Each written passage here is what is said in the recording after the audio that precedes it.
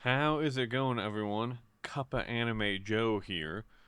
Like I put out on my channel, I don't know if this is going to be released before the next chapter review, or if I'm just going to take both of them and put them together into one review. I was on vacation when this chapter dropped. I was in Florida. I went out to see a rocket launch because I'm a huge astronomy fan.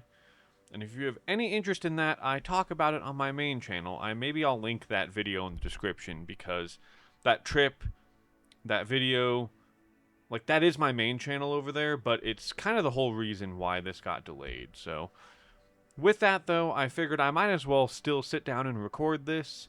You know, maybe if I go light on the editing, I can get it out. And so let's get into it. We have One Piece, chapter 1161, A Song of Love, bound under a hail of arrows. And for today, I actually have the Viz. That is one thing that's a little different about me recording this later than usual, is the Viz is out, and so we are going to use it. And something that they did for the cover page story was they translated the names on these lanterns to English. So I'm not going to go through all of them here. We have Kozuki Toki and Odin at the top. Odin big front and center.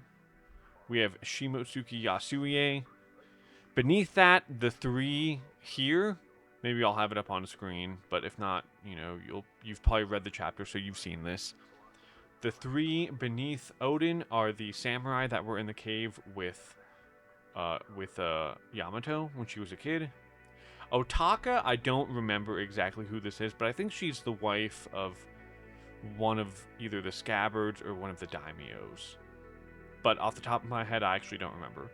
And then we have Izo, Pedro, an interesting inclusion.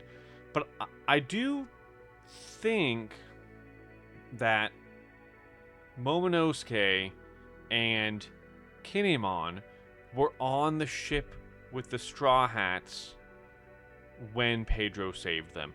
I might be wrong about this. Maybe I should go check. But that might be why Pedro is here. Because he never made it to Wano, right?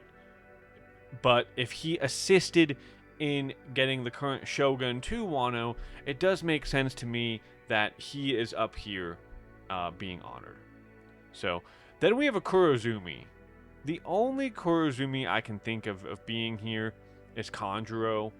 And maybe despite him being a traitor, they just put that aside in lieu of all the things he did do as a scabbard. And maybe also to just not bring more negativity to the Kurozumi name. Like, you know what? Stuff happened. It's in the past. We're moving on beyond this. To set a good example for the future, let's put Kurozumi Kanjuro up here.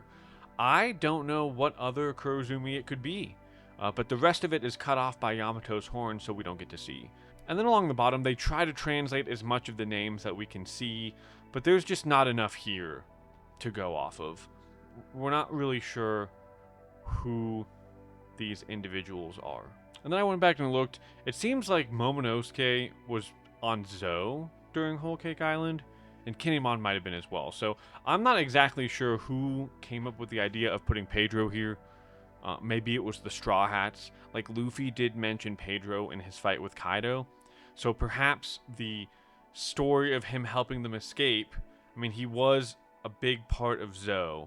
So perhaps that reached Kinemon and Momonosuke on Zou, and that's why Pedro's up here. But anyway, it's nice to see. I think some of these individuals have more than just this shrine, but this kind of like puts everyone together in one spot that individuals could come and pay respect to. So now, let's move into the chapter. This week was absolutely wild, right?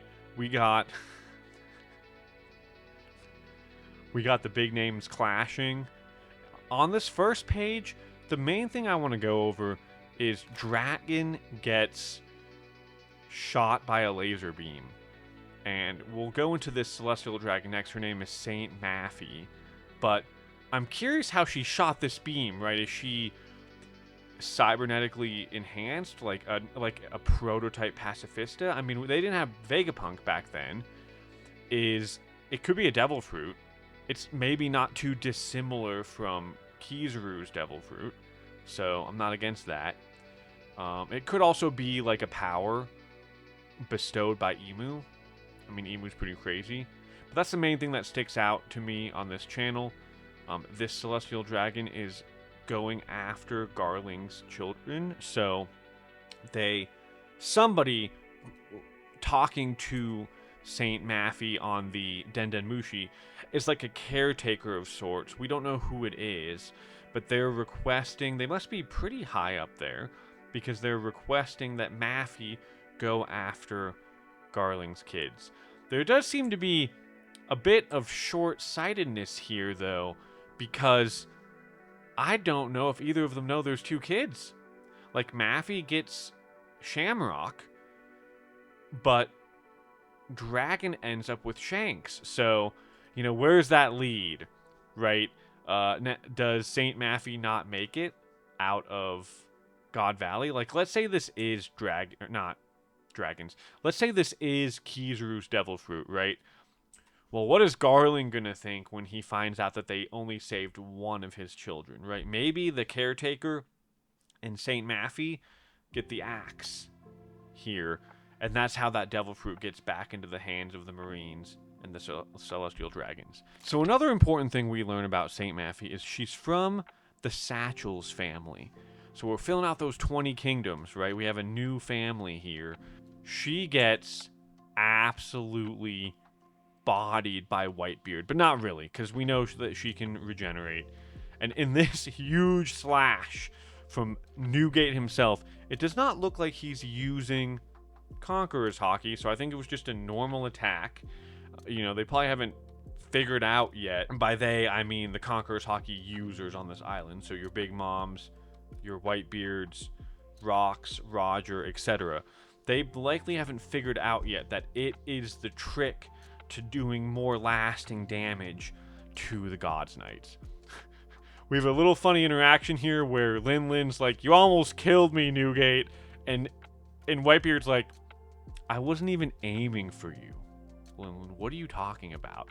And then he just completely dismisses it, and we get a scene of Dragon, and this shows just how much of a kid Dragon is right now. Like this, the perspective here is crazy when you see him looking up at Whitebeard and Big Mom, and he's like, those two are enormous pirates, and they're giants to him. They're giants in power, they're giants in status, they're physically giants compared to him. Like, you know, they're not giant size as in like the Elbaf giants, but for humans they're both huge. They're definitely big. And then Shiki, I didn't even see this on the first read through. Shiki's like, "Hey Newgate, were you trying to kill me, you rat?" So they're just button heads. Shiki's like floating at Whitebeard, so definitely has the float fruit. Kaido makes some comments about Linlin lying to him. I don't actually think that she has yet. But, and then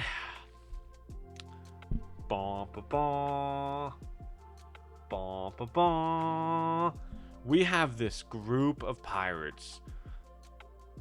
Nobodies.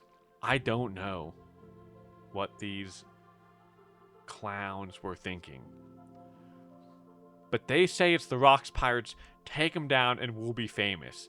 And let's just like look at this roster really quickly.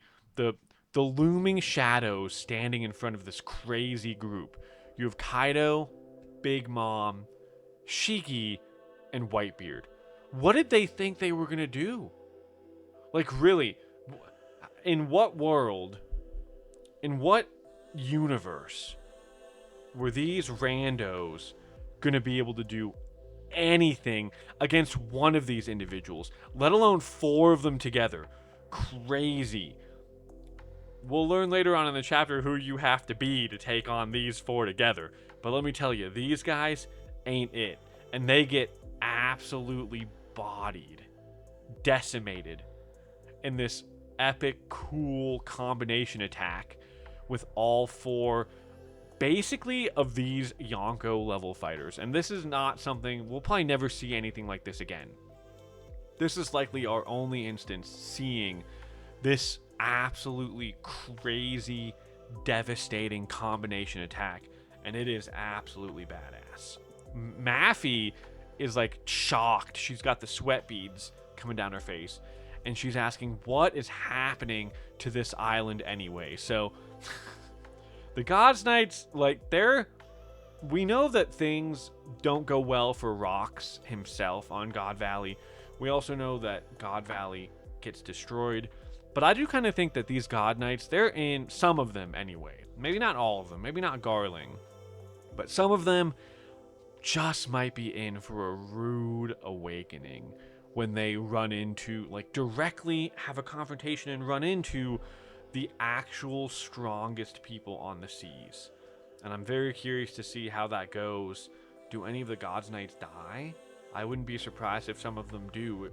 Like I mentioned with Maffy earlier, although she might fall to Garling.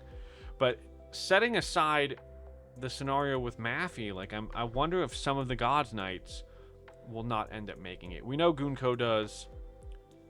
We know Garling does, because he's a Gorosei now. And we know that Saint Summers does, because he is present on Elbaf. But some of these others, I'm not so sure. Dragon takes this massive combination attack as an opening to escape, and he thinks that Maffy got both of the children, but then he discovers Shanks on the ground. He's hit his head. Seems like he got knocked out. We'll see if that leads to anything or not. It's very reminiscent of Goku. But Dragon notices, okay, Shanks is still here. Listen, I can get one of the two children out of here. You know? So it's like, you know, I'm sorry I can't save your brother, right? But I can save you. And so he picks up Shanks and run. And now we get the man, the goat, the myth, the legend himself. The individual who actually could probably legitimately take on that group of 4 from earlier. Monkey D. Garp. And he's fishing. He's having a ball. I really wonder if Garp's going to be like this all the way through God Valley, or if there's going to be a switch at some point when he really realizes just how messed up the events that are happening, or the events that are going on, actually is. Like, just how messed up things are. But for now, he's like, I sense a big catch up ahead. I found myself a first-class fishing spot. Now come quietly, you Neptunians. And he hockeys up his fist, and he attacks Whitebeard, Big Mom, and Kaido. And one of them, I think it's Whitebeard, or it's probably Whitebeard, is like, it's Garp, run or we'll be stuck here forever. So they're admitting that Garp on his own would be able to stall. What it implies is possibly all 3 of them together for a long period of time. And Kaido's like, aren't we gonna fight him? And Big Mom's like, shut up. Shut up, you whippersnapper. Forget about it. We're getting out of here. She calls forth Zeus and Prometheus, though, to try to buy them some time. And she launches a heavenly fire blitz right at Garp. Here we see Dragon notices Garp, and he's like, Dad? In shock as he watches Garp take the attack from Big Mom. And does it matter? No. No, the answer is no. Garp just comes out. He looks like a demon, like an actual, the boogeyman for these pirates. And he says, you call that fire, Lin Lin? You couldn't cook prime rib with this. And it is just so great. Garp is him. He is that guy. And he is probably the most masterful hockey user in all of One Piece, right? Because he is taking on the greats with his fists. The rest of them have devil fruits or weapons or both. And then you just have Garp with his fists and his just actually overwhelming hockey and fighting ability. And he is on par or toppling some of the strongest fighters on the sea. So if anyone had doubts about Garp, they have been quelled. with this chapter. And we move forward. Maffy, it looks like she's recovered. She's regenerated now, or most of the way. And she's talking to the caretaker. And she says, well, the kidnapper's got to be dead by now. You got to confirm your kills, Maffy. You got to confirm your kills because you're wrong. And then she says the baby's safe and sound too, so is that good? And the caretaker's like, baby safe and sound? Perfect. Come back before Garling finds out. So I don't know if this is a misunderstanding on the caretaker's side, or if this is a misunderstanding in communication between this caretaker individual and Maffy, but there is a disconnect here in which only one of the children has been recovered. And then we have Dragon running, and he's apologizing still to Shanks that he wasn't able to save his brother, but he's like, I at least have to save you. Like, I need to atone somehow for all of these atrocities I have helped bring on. And then we have a scene where the pirates are yelling, fighting the Marines, we're taking Shocky back. The Manmeyer girl with the hat, I guess, is still hunting rabbits. She's still playing the game. She has her one little rifle, and then she does multiple shots, all seemingly at the same time, which is impressive. Something I'd expect from a God's Knight. A Holy Knight of God, whatever we call him now. But she's taken out a bunch of people in the game who are trying to run away. So I don't know if she just isn't engaging with the pirates. Maybe she's not, like, she wasn't with the group that Garling called earlier. So perhaps Garling did not call all of the God's Knights to mobilize against the pirates. Maybe he only called the group that was there. Either way, she hasn't encountered a fight yet. I don't know if she's going to make it through all of God Valley without encountering somebody and having to fight them, just because of all of the overpowered individuals on this island. But right now, she's still playing the game. We have all the Rocks pirates still charging Tort to save Shiki. We have a Ganzui, Gloriosa, Silver Axe, Shiki, Captain John, and then there's one guy, Gilbastar. I remembered his name right at the end, Gilbastar. So we have this group all running to save Shocky. I got news for all of you. It ain't any of you who saved Shocky. And so we cut next over actually to Shocky, and she's being approached by Saint Summers. And we see that she, while handcuffed, has taken out all of the Marines that were guarding her in that room. They're all strewn on the ground, shoved into the wall, cooked. She got them all. And Summers really... Listen, Saint Summers, I hate him. But I hate him because he's a well-written villain, and you're supposed to hate him. So he is great. He is performing great as an actual villain. And he is a tried and true celestial dragon. And he starts talking with Shocky. He's like, first off, she delivers a kick to Summers, and it looks like it hurts. It doesn't take him out, but he's like, you hear a crack. He's like, yeah, he's all like squished in. So Shocky, she did some damage to Summers. It did hurt. And he comes back with a crazy line. A crazy, totally celestial dragon coded line, in which he says, I hate a woman who knows her own worth. And he slaps Shocky and he says, you're better off when you're naive. Insane. What a crazy thing to say, but you are a celestial dragon, Summers, through and through. You're gonna regret this, though, in just a few short moments. And then he just starts monologuing without actually taking Shocky out. He's really savoring it. That's right. All those pirates are here to steal you back. And earlier, Shocky had mentioned that there's a lot of commotion going on outside. But Summers continues, you're in high demand, so that you're in such high demand. You're in high demand, so high, well, I can't read.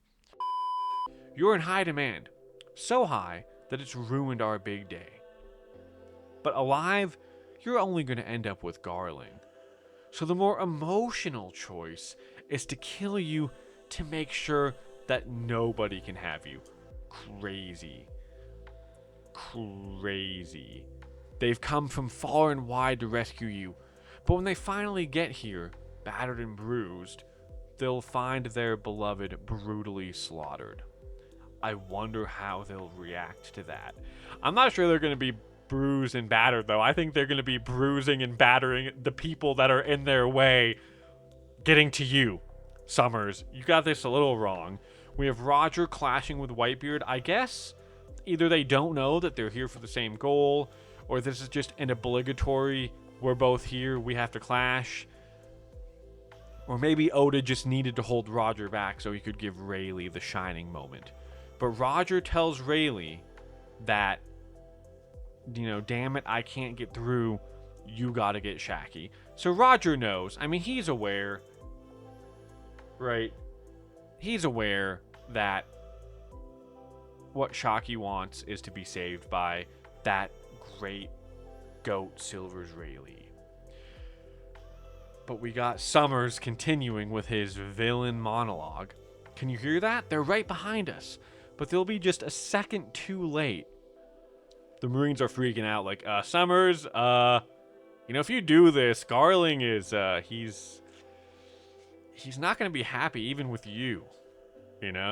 Is this really a great idea? And Summers is like, shut up. If you don't say anything, it goes in the books as an accident. And then he continues. He is going. Just look at her face. The light of hope has finally gone out. This ain't no fairy tale. If anyone comes to save her, I'll kill them. You don't stand a chance, bro. You just don't. After I saw you shit yourself in Elbaf against Scopper Gabon, you're cooked. But then he continues. Reality is cruel. Gee ha ha ha. I'll kill you in 5 blows, and with each bloody smash, you'd better regret the peace-addled optimism that led you here. And then, as he's smiling, he hears a shing in the background, and he's like, huh? Wait, what? And then we have Rayleigh coming from behind, looking like a monster. I'll put the flowers on your grave to send you off. And then we get a named attack. This might be our first named attack from Rayleigh. Might. Spider Lily Steel. And then Summers goes, Bogya! And then we see his silhouette in the wall. He gets smashed clean through the wall by Rayleigh's attack. The last time I remember us hearing a notable character say Bogya was Spandam. So, Summers, Shepherd, Saint Shepherd Summers, you were given the Spandam treatment when Rayleigh sent your ass flying. And then Rayleigh apologizes, sorry I took so long.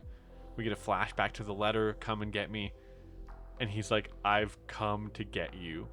And Shaki is just crying because she knows she's actually safe now.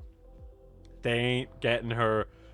If Rayleigh's there, that means the Roger Pirates are there. And that practically means it does not matter who you send anymore. Shaki is safe. And she falls into his shoulder. Oh, Ray, you took too long. And Rayleigh's starting to cry too. I'm sorry you had to go through this. She finally breaks down saying, I was so scared. And then we have Scopper, Gabon, and Roger furious. They're like, can you do this later? Damn it, get a room. We gotta go. While we have this touching scene in the background with the two hugging. Never again. Funny. I love how Oda can mix in comedy with a heartfelt moment at the same time. It's that One Piece greatness, y'all. And then we got the end of the chapter. We've got Shaki back, boys. Now take some treasure and let's get the hell out of here. And then to be continued. As far as I know, there is no break this week. So,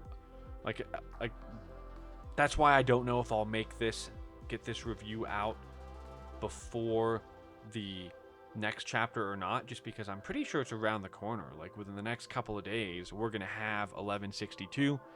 So we'll see. I wanted to get this recorded.